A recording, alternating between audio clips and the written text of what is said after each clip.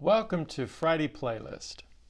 My listening this week was inspired by an entry in the online Christian History Today. On July 16, 1972, Russian Army Private Ivan Vanya Moiseyev was martyred. Red Army Private Ivan Vanya Moiseyev was drafted to serve his mandatory 2 years when he turned 18 in 1970. He was just about my age. Unlike most new soldiers in his unit, Vanya was raised in a devout Christian household in Moldova, then part of the Soviet Union. His faith and his witness as an army private caused almost instant conflict for him. He was harassed by his superiors. For his refusal to recant his faith, he was first regularly beaten, and then when he would not still recant, he was deprived of food for days. When he still would not relent and recant, he was made to stand outside in temperatures that dropped as low as minus 13 degrees Fahrenheit, and he was only allowed to wear a summer uniform.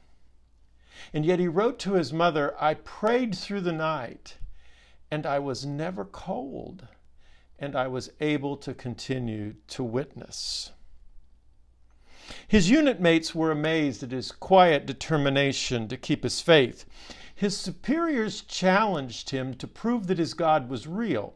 They set what they thought was an impossible task for him. There was a sergeant in his unit who really wanted a home leave, a visit to his family, and they were almost impossible to get. You all had to bribe an official to get one. And so they told Vanya, "Pray to your God that the sergeant gets his leave." And so first Vanya asked God if that was a worthy prayer, and he felt that God had told him it was. And so he and the sergeant sat up all night as Vanya prayed for the sergeant's leave. In between breaks in prayers, Vanya would tell the sergeant what he would need to do when he became a Christian. Vanya was just that hopeful. The next day, suddenly a leave permit came through from local authorities in the sergeant's hometown, and the sergeant became a believer. Lots of other members of that unit became believers, so much so that Vanya was finally ordered as a driver in the Russian army to drive a carload of KGB officials to an undisclosed destination. A couple days later, his family received word that he had died in an accident, a drowning accident. A few days after that, they received his remains in a welded shut casket. They opened the casket, and his remains were bearing the evidence of visible, horrible torture. So many men in Vanya's unit converted to Christianity that the Russian government suspended the unit and sent the members of it to all different parts of the Soviet Union. Now, the song that I'm listening to is from the movie We Were Soldiers, a 2002 film. In the movie, the song, Mansions of the Lord, was performed by the Cadet Glee Club of the United States Military Academy. The words by Randall Wallace, the music by Nick Glennie Smith. To fallen soldiers let us sing, where no rockets fly nor bullets wing, our broken brothers let us bring to the mansions of the Lord.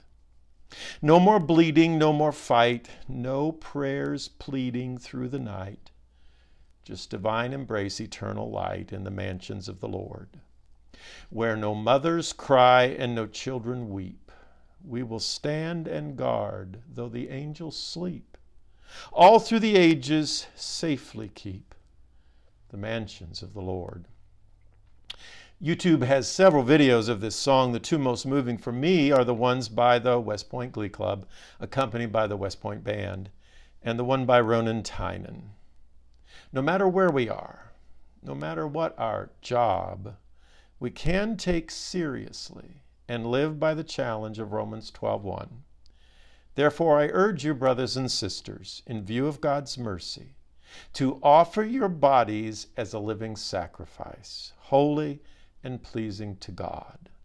This is your true and proper worship.